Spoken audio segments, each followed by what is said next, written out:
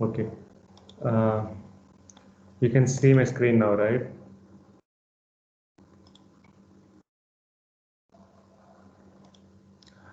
I think I have to start from here. Okay, give me 1 minute. I want to change something. Presentation.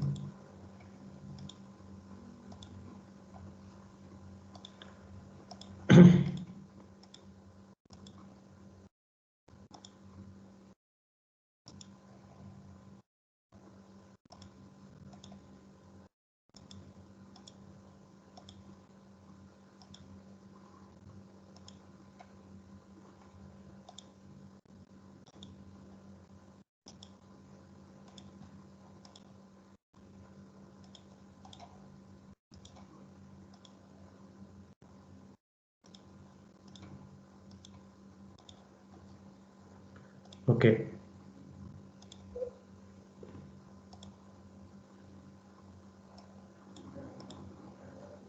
Okay. So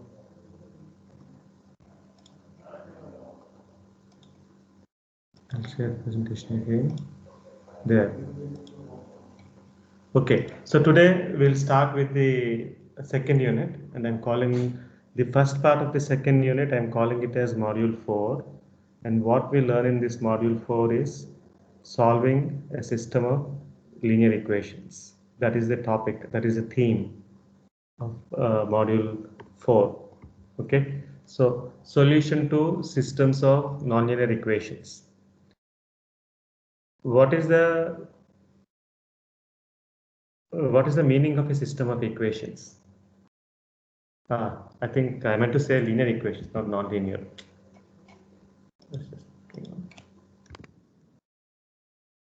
System of linear equations. Okay, nonlinear equations we'll do later. Okay, so we are now trying to learn how to solve a system of linear equations. I think this is a very common problem that we encounter in engineering. I think you must have seen it also. I'll show an example in a couple of minutes of one such system. But first of all, first things first, let me give you a definition. Sometimes in engineering, instead of, I think the problems that we did before. Sir? Yes. Screen is not visible, sir. Okay. I thought I did that. Thank you.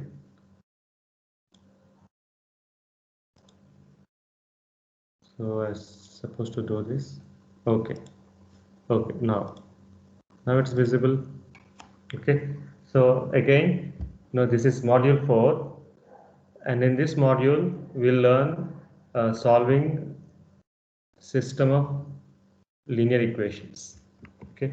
So first things first, what is the meaning of a system of equations? A lot of times in engineering, like we have gotten in last time. Let me grab a pen here. Find the options. Pen. And I don't like the same color, so I'll change it to this one. Okay. So lot of times, like we have done before, you'll have sometimes equations like this. I think I'll write this cubic equation: x cubed plus 3x squared plus 5 equal to 0. So this is a nonlinear equation. We cannot directly solve it, but there's only one equation and one unknown. Instead of this, I have given some example before. Let's say, I think one good example of system of equations is when you want to find, let's say you have two processes. You have, this is an example. Let's say you have a circle, and then there is an ellipse. Okay, so the equation of the circle is, this is around the origin. So equation of the circle is going to be x square plus y square is r square. Equation of parabola, again, if you know, the ellipse is x square by a square plus y square by b square equals to 1. Okay, you know that, right? Now, if the problem is for you to find what are these meeting points, intersection points, there are 4 intersection points for these two curves. Okay, now if I ask you for a given radius for a given major axis and minor axis of the ellipse, if I'm asking you what are the intersection points of these two curves, okay, so then you are each of the intersection points is a combination of x and y. This is x1 y1, let's say, that is one, x2 y2. So each solution is a set of x and y, x3 y3. Okay, and what is the special things about these? The special things about these four sets of x and y is that these x and y, they simultaneously satisfy both equations. Okay, because this x, for example, this x1 and I1, this lies on the circle, so it satisfies this equation, and that same point it also lies on the ellipse, so it satisfies this equation as well. Okay, so this is one example I'm giving you. If you want to identify the intersection points of curves in a in a plane geometry, that is akin to solving two systems. Okay, see, this is one thing. This is an easy thing. Basically, that one, you have one line, and you are trying to find out where when it meets the x-axis. Okay, this is f of x. Okay, see, for one equation in terms of one unknown, the problem is similar to finding when this curve meets the x-axis. Whereas if you have multiple equations, I think multiple equations is a little bit more complicated. But just imagine two. Two is also multiple, right? Two is more than one. So if you want to find the two equations, uh, you know, see, if you are trying to solve two simultaneous equations in terms of two unknowns, that situation is similar to kind of having to solve for the intersection point of two curves in plane geometry, because we are these solutions, the solution to this system is that combination of x and y such that that x and y will satisfy this equation, and that same x and y will also satisfy this equation. Okay, so then see, we have two equations and we have to solve them together. That's why it's called a system of equation. See, we cannot solve this problem by solving this separately and that separately. Okay, simultaneously, combined, in a combined way, we have to solve them both. Okay, for example, if you have to solve this, how would you do? One way to do it is, you can say from the first equation, you'll say y square equals r square minus b square. Okay, from that equation, and substitute that here, you'll get x square by a square plus r square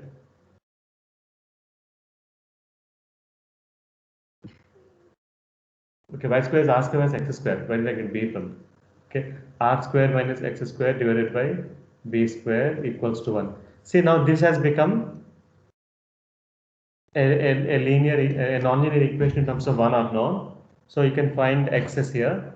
This is a quadratic equation, so you'll get two equations, and then you take that x and you substitute in the second one.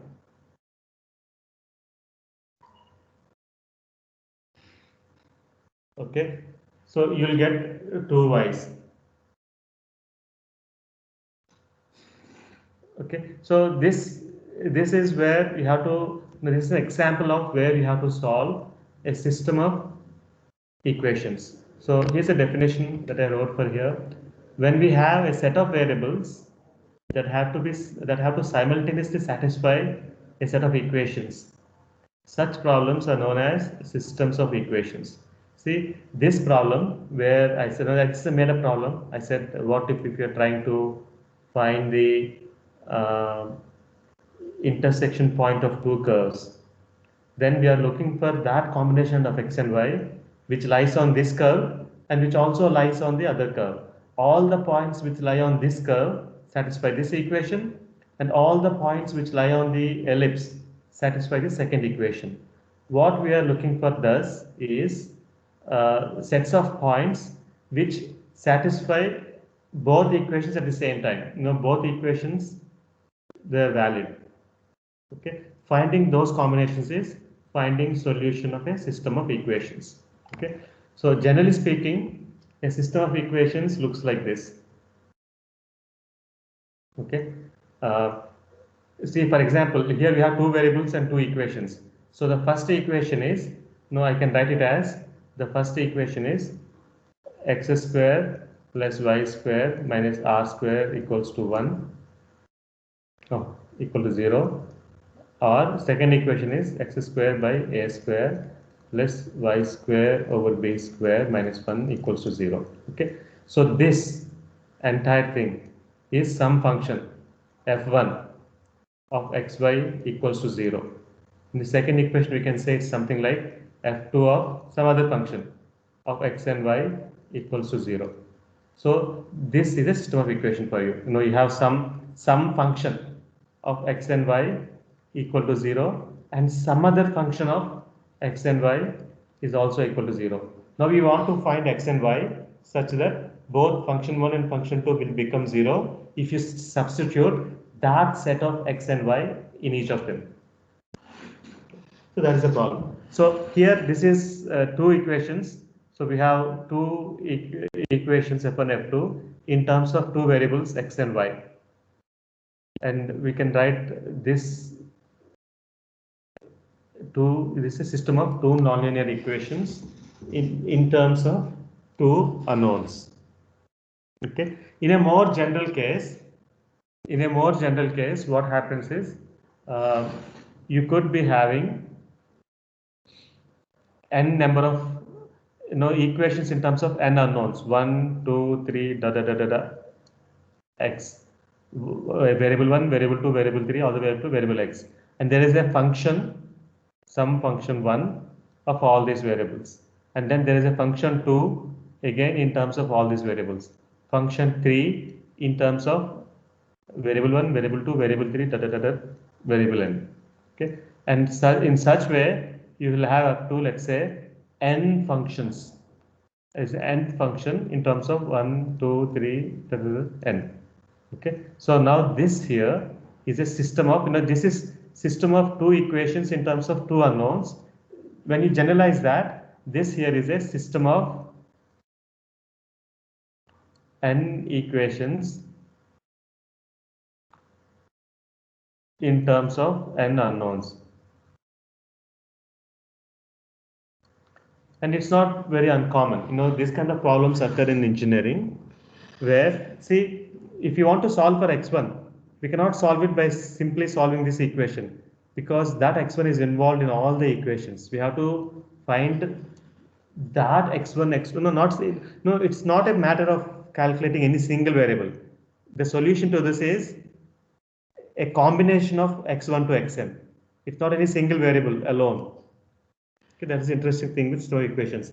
The solution to the system of equation is a combination of x1, x2, x3 all the way to xn. Okay, and that can only be found by simultaneously solving all these equations, finding that combination of x1, x2, x3, and xn, which will satisfy all these equations.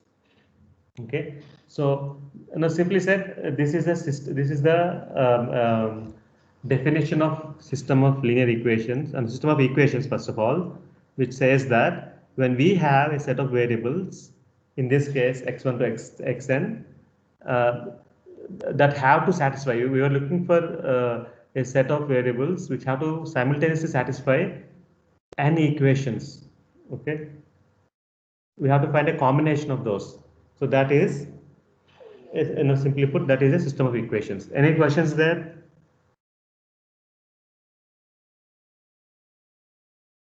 Okay, now going forward. Okay, so this is a more general scenario of system of equations, but now I'll tell you about what is a linear system of equations.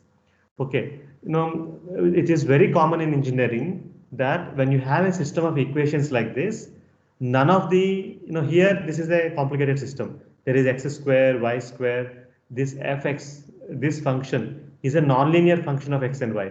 This function also is a nonlinear function of x and y. But there are a class of problems where when you get a system of equations, all those equations are linear. What is the meaning of that? Linear means the independent variables, they only have a power of 1. No fractional powers, no powers more than 1. X square, x cube are not there, and fractional powers are also not there. And also are not multiplying each other. For example, if I have an equation like this, xy plus x square y cube, okay, equals to 1. This is non-linear, of course, but let's say this equation, x plus xy plus y. Okay, now you will say that the power is 1, power is 1, power is 1, power is 1. So this is linear. No, this is not linear because the combined power should be less than 1. Or in other words, we should not multiply the independent variables with each other, because this, if something like this happens, if the variables are multiplied with each other, then that also makes it a nonlinear equation. So there are problems where you encounter equations which are linear, meaning there are many things. The independent variable only have power of 1, and it also means that we cannot have these things. For example, if I say sine of x plus logarithm of y equals to 5 plus and I'll say e to the x plus tan hyperbolic of y equals to 8, let's say. These two set of equations, you can say these are two equations in terms of x and y. I want to find x and y such that these two equations are simultaneously satisfied. Now, this is also not a linear equation because it has these nonlinear functions, the transcendental functions we have: exponential function, logarithmic function, hyperbolic function, sine function. These are all nonlinear functions. So there are class of problems where the system of equations will not have any transcendental functions. It does not have square roots, cube roots, and all fractional powers. It does not have squares, cubes, and also in the equations, the independent, the unknown number or the variables are not multiplied to each other. Such systems are called linear systems. Okay. Now, if you remove all these things, what did I remove? I said in the linear system we cannot have hyperbolic functions, so take them away. We cannot have squares and cubes and all, take them away. We cannot multiply the equation with each other, the unknowns with each other, take them away. When you take all of them away, this is what they look like. So what does this look like? See, basically a linear equation is this. For example, I say ax plus by plus cz equals L. Okay, dy plus dx ey plus fz equals m, and then you can say gx plus h y plus iz equals to n. So see, we have x, y, z, three unknowns, and then it has only coefficients. See, all these coefficients have to be constant coefficients. Then this is a linear equation. And then similarly, we have another linear equation, another linear equation. So we have three linear equations in terms of three unknowns. And this here is a linear system of equations. In matrix form, you can write this as, I think we'll discuss this in a minute, A, B, C, D, E, F, G, H, I. So this will be the matrix notation, X, Y, Z, equals LMN. And this comes from the fact that the matrix notation is defined as, the matrix multiplication works like this. If you want to multiply this matrix with this vector, you take this row, multiply with that, and then take this row, multiply with that, take this row, multiply with that. So this product will have these three equations, the left hand side equations as elements. This product will have, and the right hand side the corresponding right hand side, whatever we have on the right hand side, we are putting the right hand column. Okay, but see, when I say linear system, this is what you should imagine. Equation in terms of some two or more unknowns, and the equations are such that each of the unknown is multiplied with a constant coefficient. Each of them is multiplied with a constant coefficient, and then right hand side is also a constant. Okay, this is the equation 1. So these constant coefficients, what I did was, see, because there are n equations, I call them x1, x2, x3, xn, and the coefficients of the first equation I'm saying as a. For all coefficients I'm using the same symbol a, but I'm making a distinction using the subscripts. Okay, a11 means coefficient in equation 1 for variable 1, coefficient in equation 1 for variable 2, coefficient in equation 1 variable 3, in equation 1 for variable n, and right hand side for equation 1, then equation 2. See, a is the coefficient in equation 2 for variable 1, coefficient in equation 2 for variable 2, in equation 2 for variable 3, equation 2 for variable n, and b is only one, it only has one in the right hand side for equation 2. Similarly for 3, third equation, first variable coefficient, third equation, second variable coefficient, third equation, third variable coefficient, such and such, third equation and variable coefficient. Okay, if you keep going, ultimately nth equation. Okay, so this is what a generalized linear system will look like. This is when I say system of linear equations, this is what should come to your mind. Okay, so in when we do linear system of equations, we use concepts from matrices. So we'll do some review of matrix algebra now. Okay, but first of all, let me tell you, I think I just gave any questions here? Anyone? No, sir. Yes? No, sir. Oh, you said no. Thank you. Okay, so we'll move on to matrix notation because that's what we'll exclusively use. Solving this, if you imagine solving a system of equations, it cannot be done by hand. Okay, yes, 2 equations, 3 equations, you could probably solve by hand. More than that, I think we'll do it with computers. And what helps us, I think the ways of solving linear system of equations, they are handled using matrices. Okay, so I'll tell you the thing. See, I just gave you an introduction here, right? These equations here can be written in matrix form. For example, you take the first row, first equation, you write all the coefficients a11, a12, a13, all the way till a1n. These are all coefficients in the first equation. First of all, you have to arrange all the equations such that they are all aligned, all the variables are aligned. Then take what is the coefficient of the first variable, second variable, third variable, fourth variable, nth variable in equation 1. Those you have written. Okay, and then similarly for the second equation. For second equation, variable 1 coefficient. Second equation, variable 2 coefficient. Second equation, variable 3 coefficient. Second equation, variable n coefficient. So on and so forth.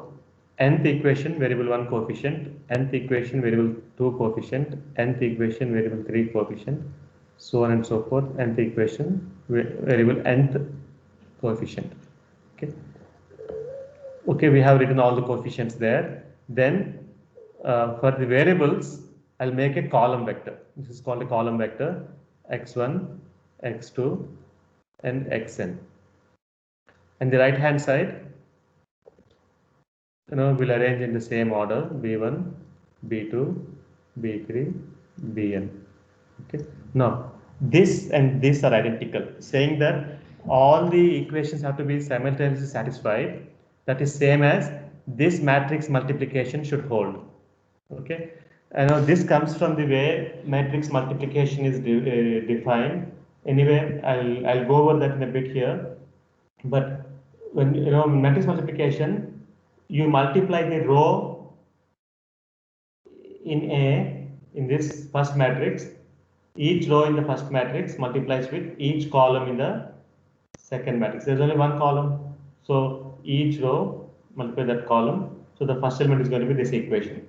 The second element is going to be multiply this with that. You'll get the second element. It is this equation. So this product basically, if you multiply this, you get this vector. You get this as a vector. Okay. Each element will be each of these equations. Then you are saying that equals to, so instead of saying that this equals to this, this equals to this, this equal to this, we can combine all that and we can say that this product, the coefficient matrix times the unknown vector, should be equal to the right hand side vector. This is called RHS vector B. This is called unknown vector. Simply we call it as X. And the coefficient matrix, the general notation that we follow in the textbook is A. As you can see, the matrix is being identified with a capital A. All the elements are being identified with small a's. Here, the elements of the right hand side vector, we are using small b's. But when I'm combining it as a matrix, as a whole, when I'm referring to it, I'm using the LHS vector is being identified by capital letter B.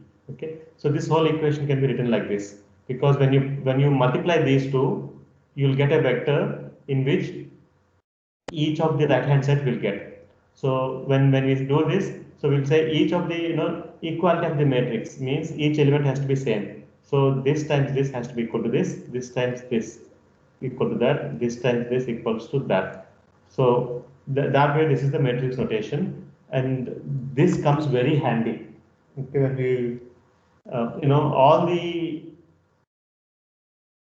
methods that we learn to solve the system of linear equations will exploit the properties of matrices, will use the properties of matrices.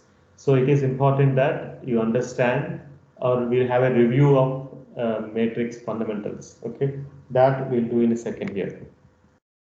Now, so this is what I'm saying. The linear system of equations can be written in matrix form as thus. Okay, so again, this is same as the other system. This is linear. See, only x's are there: x squares, sine of x, logarithm of x, or x1, x2 products. Nothing is there. This is simple linear system. And if it is a linear system, we can write it in matrix form like this. These are all the coefficients, and these are all the unknowns, and those are the LHS. So this here, this entire matrix, I'm calling it as a, this matrix, this also you can call this a vector, a column vector. That is X, and this here is the right hand side vector B. All right. So we'll give those names. The matrices in the above equation are called coefficient matrix, unknown vector, and the RHS vector, in that order. Okay, I didn't want to specifically say that A is the coefficient matrix, X is the unknown vector, and B is the RHS vector. Okay, so when I say in that order, that means in the same order as they appear. The first equation that appears, that is coefficient matrix, and this is unknown vector, and this is RHS vector. Okay, if you look at the matrix notation, one kind of things you have to understand here is number of rows. No, okay, I think I have that in a subsequent slide, but I'll tell you these are called rows. Okay, and number of rows. Okay, how many rows we'll have for a system of equations? How many rows we'll have? The number of rows will be equal to 1, 2, 3, n will be equal to number of equations. Okay, and these are the columns. These are called the columns of the coefficient matrix. And how many columns will you have? What does that signify? Number of columns.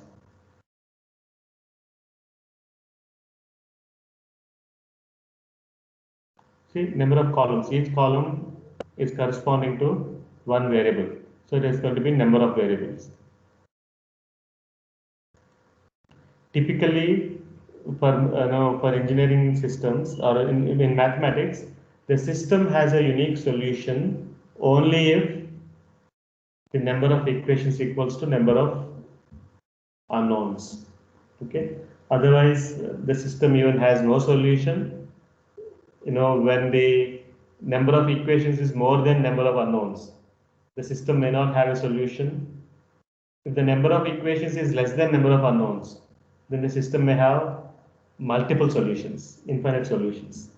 Okay, but for the unique solution case, it is important that number of rows and number of columns be equal, or in other words, we should have the same number of equations as we have the number of unknowns.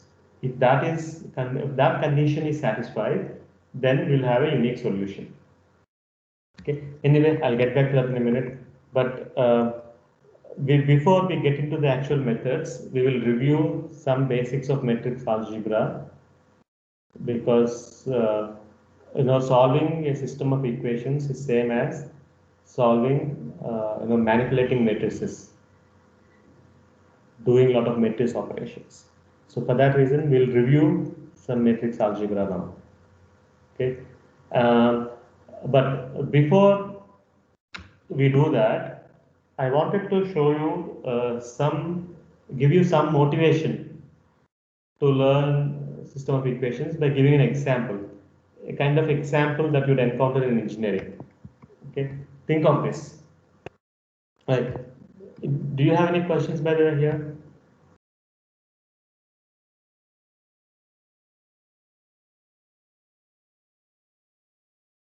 Okay, we'll move on.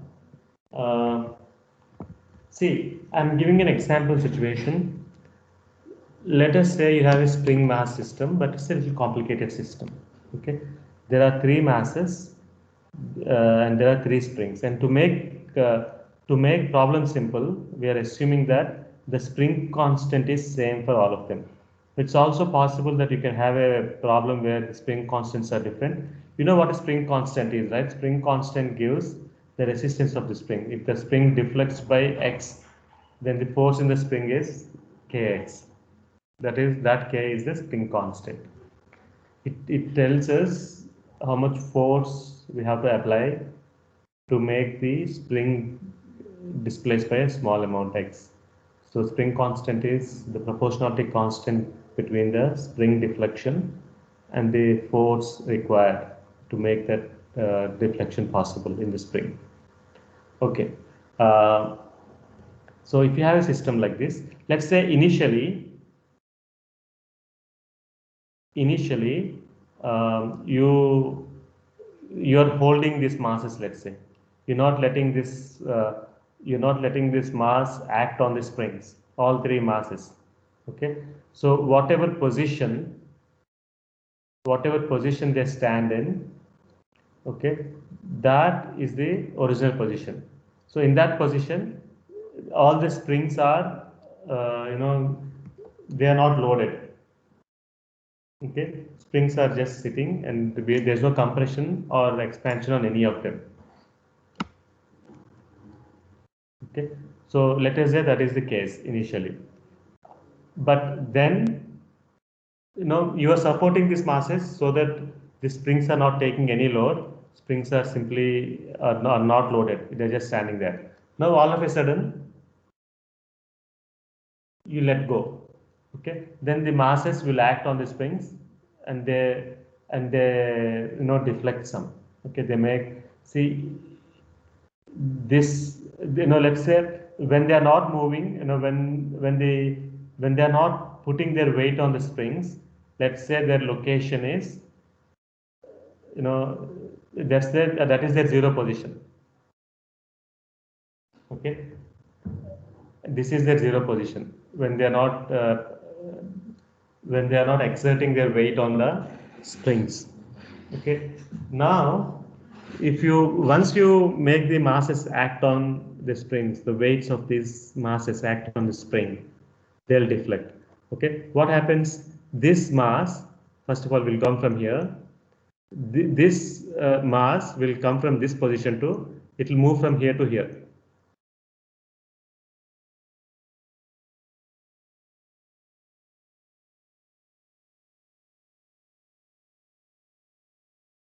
Okay. Okay. I think we are doing center to center point to center point. So let us see.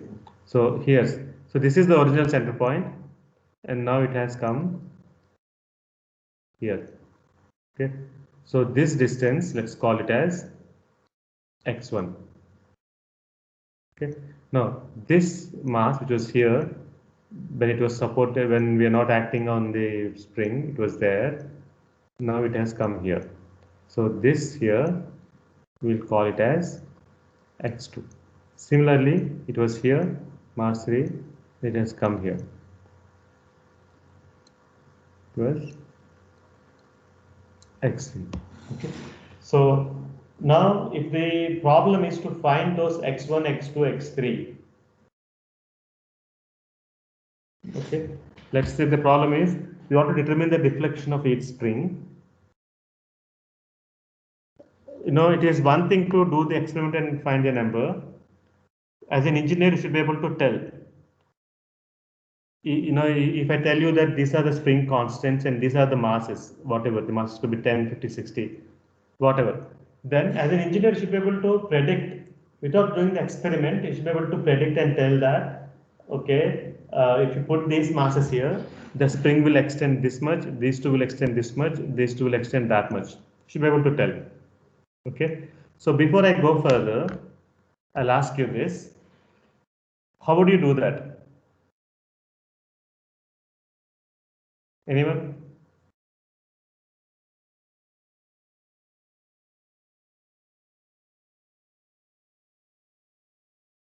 Now, how can this problem be solved? I'm trying to find out how much these springs extend when you have a system like this, when you are hanging masses like this. How will you find that? You don't have to give me the entire solution. Just tell me which principles will you use to calculate the deflections. See, I told you in the first unit, right? You always start with the physical model, the physics.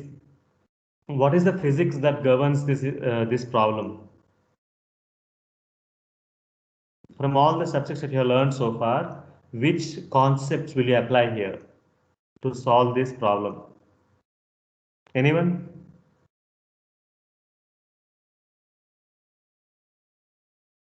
No, again, you could be wrong. You don't have to be right every time. Even if it is a wrong answer, at least try and tell me. Which one will you use?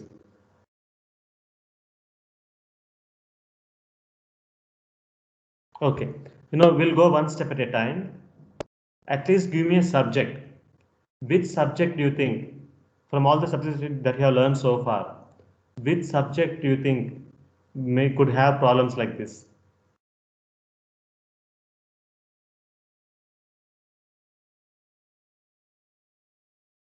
Hello? Can you guys hear me? Okay, I think, Sir. yeah. So, that's good. I'm happy that you can hear me. Who are you? What's your name? Srinath, sir. Srinath. So at least, Srinath, tell me, which subject do you think will have problems like this from all the subjects that you have learned?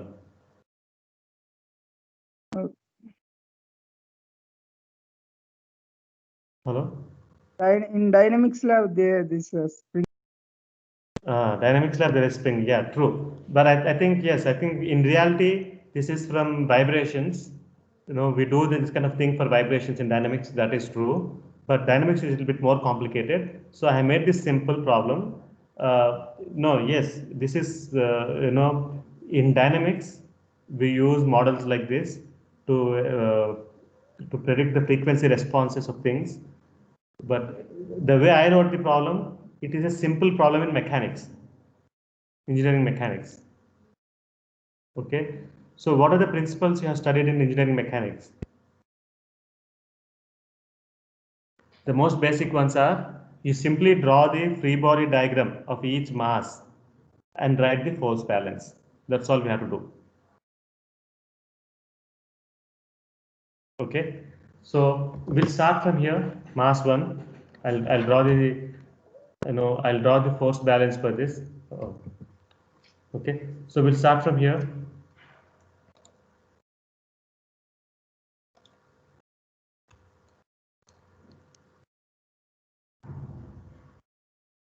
Okay, so what are the forces acting on this spring here? No, on mass 1. What are the forces acting on it?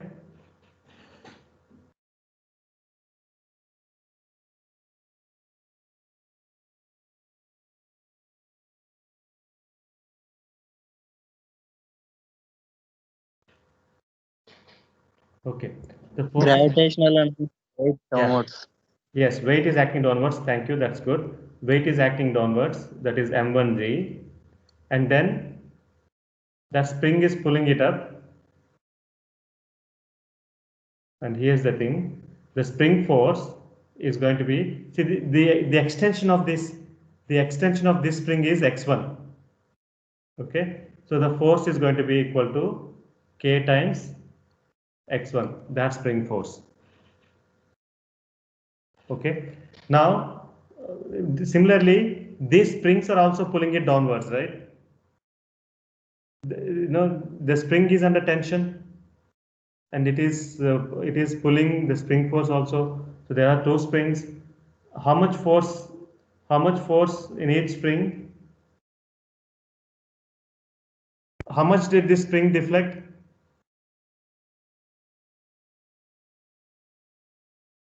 Okay. So I'll tell you. See, this spring, this end of the spring has moved x2, and that end of the spring has moved x1. Okay, so if x1 and x2 are same, then the spring length is same. See, we want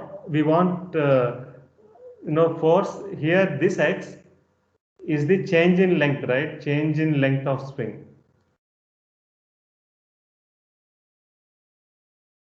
That is what the x is, right? No, you should not think of it as simply how much the spring end has moved. That's not what it is. It is the change in length of the spring. How much, by what amount the spring has extended or got compressed. The change in length. So now, if you want the change in length of this spring, it is going to be equal to x2 minus x1, because this end has moved x1, and that end has moved. So this end has moved x2, this end has moved x1. For example, if x2 is less than x1, okay, then the spring got compressed. If x2 is more than x1, then the spring got elongated. If x1 x2 are same, then the spring got no change in its length. The spring's length has not changed. So if you remember, if you do this, this is going to be k times x2 minus x1. That is the spring force there. And similarly, this spring and this spring are same. So this is going to be equal to k times x2 minus x1. Okay, is that clear? Now, we have only one force acting upwards, three forces acting downwards. Okay, so the balance is going to be equal to if I do it k times x1 minus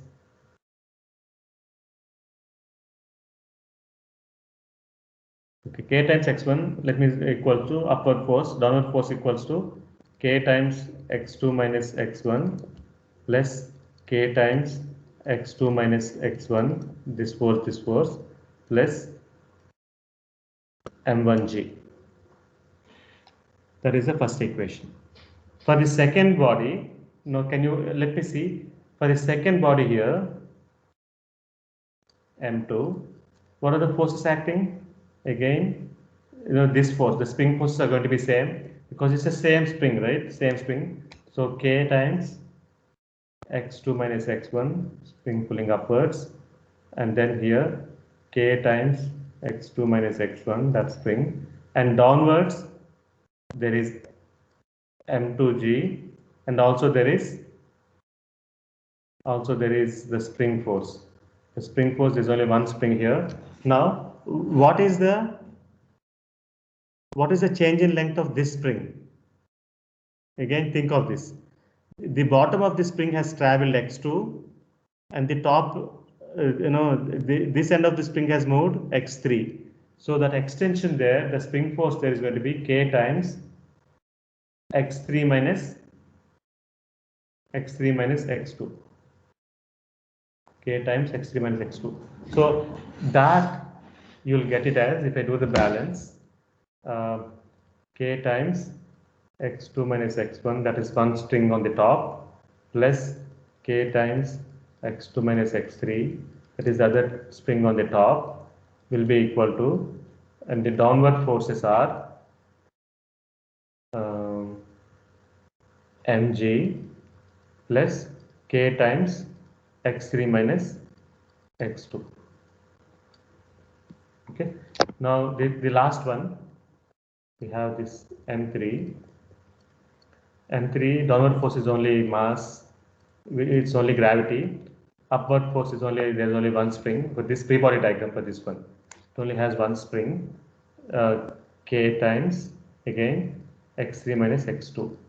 x3 minus x2 is the elongation. The key thing here is we have to see that we are interested in the extension or compression of the springs, the change in length of the springs. And the change in length is going to be displacement of this mass minus this mass will be the change in length of these springs. And for this change, because this is fixed, so for this change in length of the spring is same as displacement of this mass. But for this spring and this spring, it's a little tricky. For this spring, it will be equal to displacement of this mass minus displacement of this mass. That will be the change in length of this spring, which will be used in the expression to calculate the force, where we multiply the extension with the spring constant. Okay, so this one simply we'll say k times x3 minus x2 equals mg. Here, the purpose in doing this is to give you an idea of how or where we'll encounter this kind of non-linear, linear system of equations. If you arrange this equation, for example, okay, I'll arrange this. So there is kx1, negative kx1, negative kx1. So that's going to be k times x1. I can see that. And here x2, kx2 plus kx2. So negative 2kx2 equals m1g. That is one equation, x1, x2 and m1g. Okay. Now the second equation, we have, again, this is 2k x1, x2, negative 2k x3, and here we have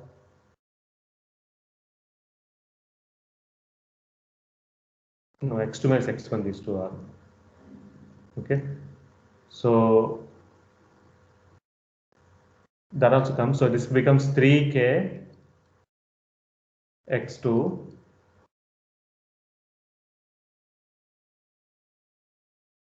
minus 2k x1 minus kx3 equals m2g, that is the second equation. And I have to be a little careful because I have to align them properly. So what I'll do here is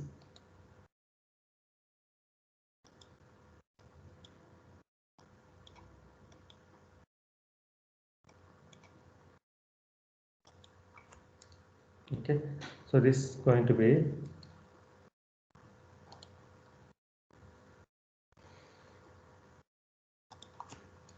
okay. So I think this is plus 3k x2 okay minus minus 2k x1 because I wanted to align them properly. X1, x2. This one doesn't. The first equation doesn't have x3, and this is x3 here. The third equation again here. So I'll align them. Negative k x2 plus k x3 equals m3g.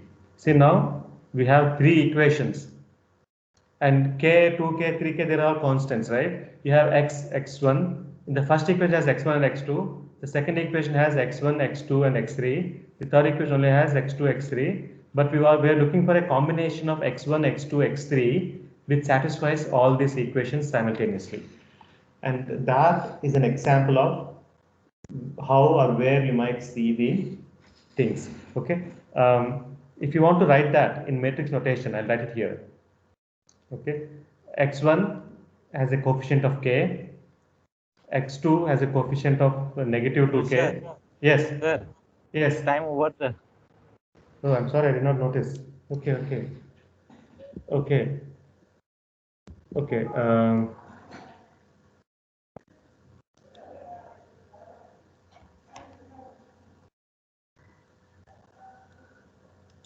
Okay, just up. Okay, okay, Kulmani sir, I'll go and I'll ask Sairam, can you send me the attendance, please?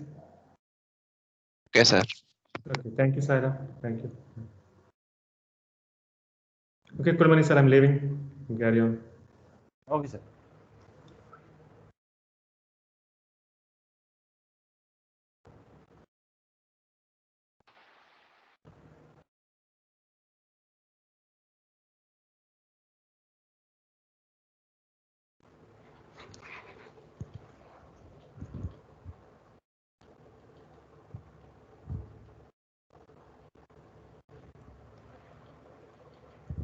Last class, we did.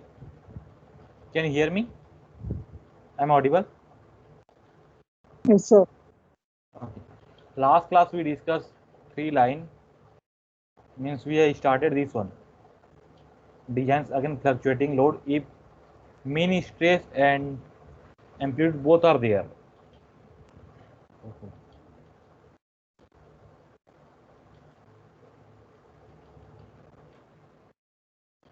If mean stress and amplitude both are there, that time we discussed that one.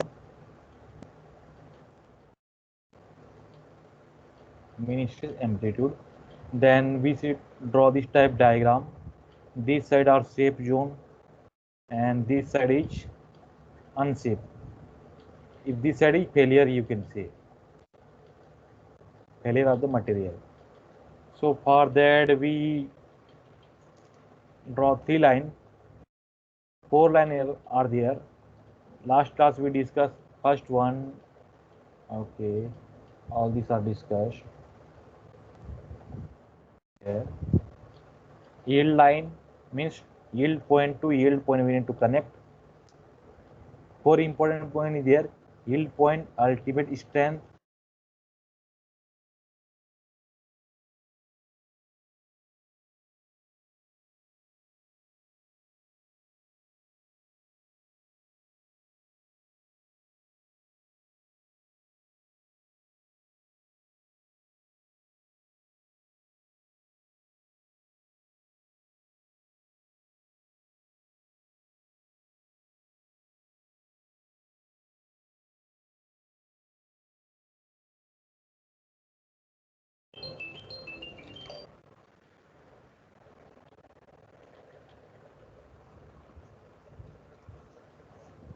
hello.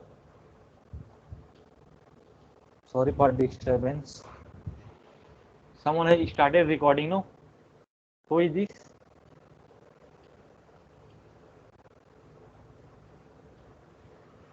Who is this recorded? If you record yourself, I can't share with the student. Who is recording?